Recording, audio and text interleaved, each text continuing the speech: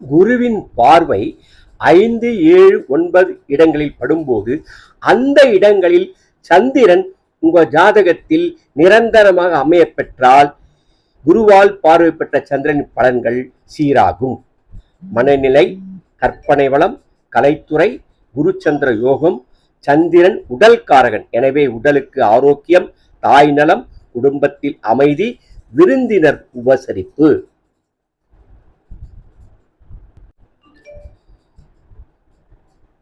சந்திரன் எந்த இடத்தில் இருக்கிறதோ அதுதானே உங்கள் ராசி. அதையே குரு பார்த்தால் மேற்கண்ட பலன்கள் சீராகும்.